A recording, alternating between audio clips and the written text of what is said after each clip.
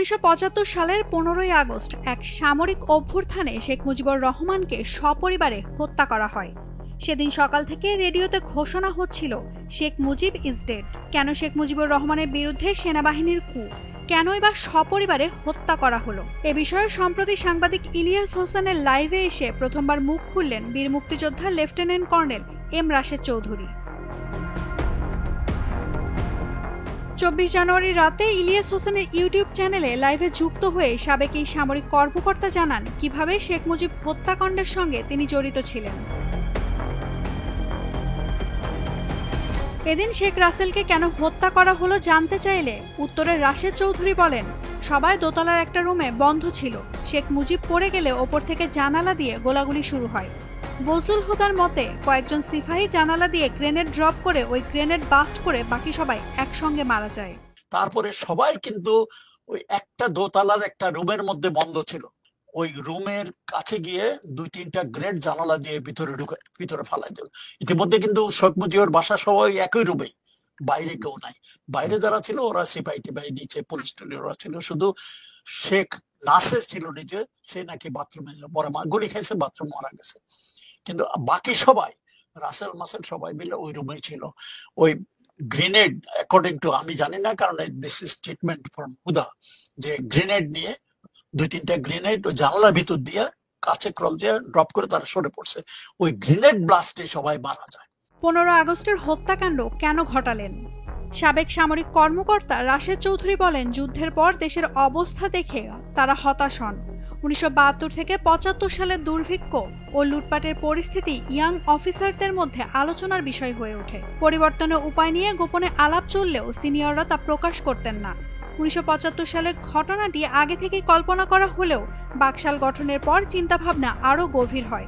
তবে তিনি মূল পরিকল্পনার অংশ ছিলেন না, শুধু আলাপ আলোচনা করতেন।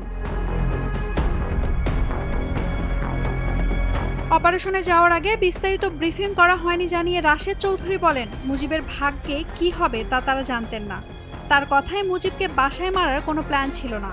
পরিকল্পনা ছিল তাকে অ্যারেস্ট করে সোহরাওয়ার্দী উদ্যানে নিয়ে এসে সামারি কোর্ট মার্শাল করা। রশিদ ও ফারুক ছিলেন অরিজিনাল প্ল্যানার। এরপর সকাল 8:30টার দিকে রশিদ খন্দকার মোশতাককে নিয়ে রেডিও স্টেশনে আসেন এবং গার্ড অব অনার দেওয়া হয়, কারণ তিনি তখন বাংলাদেশের নতুন প্রেসিডেন্ট। এরপর রেডিও স্টেশনটি নতুন সরকারের হেডকোয়ার্টার হয়ে ওঠে। এদিন লাইভে রাশেদ চৌধুরী বলেন, সেদিন মুজিবের বাসভবনে কি ঘটেছিল তা তিনি সরাসরি দেখেননি, তবে পরবর্তীতে জানতে পারেন। তার বইয়ে মেজর বজলুল হুদার স্টেটমেন্টে উল্লেখ রয়েছে, তিনি সৈন্য নিয়ে ভোরে মুজিবের বাসভবনে পৌঁছে সুবেদারকে জানান, army has taken over, Mujib is no more in power. এরপর শেখ কামাল স্টেট গান নিয়ে গুলি ছুটতে ছুটতে নিচে আসেন এবং তার স্ত্রী সুলতানা অটোমেটিক রাইফেল দিয়ে দোতলা থেকে নিচে গুলি করতে শুরু করেন। এতে এক সিপাহী নিহত হন, কয়েকজন আহত হন, যা দেখে অন্যান্য সিপাহীরা ক্ষেপে যান। বজলুল হুদার মতে শেখ কামাল ও সুলতানা প্রথমে গোলাগুলি শুরু করেন। শেখ কামাল সিঁড়ি দিয়ে নিচে আসছিলেন, গুলি করতে করতে চিৎকার করছিলেন। দোতলা থেকে গুলি এসে এক সিপাহী মারা গেলে একজন গালি দিয়ে বলছিলেন, শালার গুষ্টি শুদ্ধ মেরে দে। শেখ মুজিবের বাসার চাকরও স্বীকার করেছে যে গোলাগুলির প্রথমে তারা শুরু করেছিলেন। পরে সিপাহীরা গেট ভেঙে ভেতরে ঢুকে যায় আর হুদা লোকজন নিয়ে প্রবেশ করেন। সে সময় শেখ কামাল মারা যান। উপরে গিয়ে শেখ মুজিবকে নামানোর চেষ্টা করেন সিপাহীরা। শেখ মুজিব ঘর থেকে বের হলে শেখ জামাল ও সুলতানা আবার ওপরে উঠে এলোপাথারি গুলি ছোড়েন।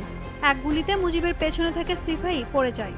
মুজিব দাঁড়িয়ে থাকলেও হুদা আর মহিউদ্দিন ডাক করে নিজেদের বাঁচান। গুলির শব্দে লাঞ্চারের লোকজনও এসে পাল্টা গুলি চালায়।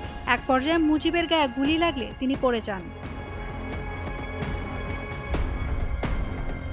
রাশেদ চৌধুরী মুজিবের মৃত্যুর জন্য দুঃখ প্রকাশ করে বলেন, মুজিবের মৃত্যু এবং রাজনৈতিকভাবে নির্দোষদের মৃত্যু দুঃখজনক, তবে এমন কুতে কিছু লোকের মৃত্যু অনাকাঙ্ক্ষিত নয়। রাশেদ চৌধুরী আরও বলেন, শেখ মুজিব ১৯৭২ সালে ঢাকা ফিরে আসার পর জনগণের বিপুল ভালোবাসা পেয়েছিলেন, যা অন্য কোনো নেতা পায়নি। শেখ মুজিব ৭১-এর আগে পাকিস্তানের বিরুদ্ধে সংগ্রাম করেছিলেন এবং দেশের স্বাধীনতার জন্য কাজ করেছিলেন, কিন্তু পরবর্তীতে ক্ষমতায় এসে তার শাসনভঙ্গি পরিবর্তিত হয়। তিনি তখন গণতন্ত্রের পক্ষে না হয়ে স্বৈরাচারী হয়ে ওঠেন, যা ছিল খুবই আশ্চর্যজনক। নাওমিন নাসরিন, ডেইলি সান।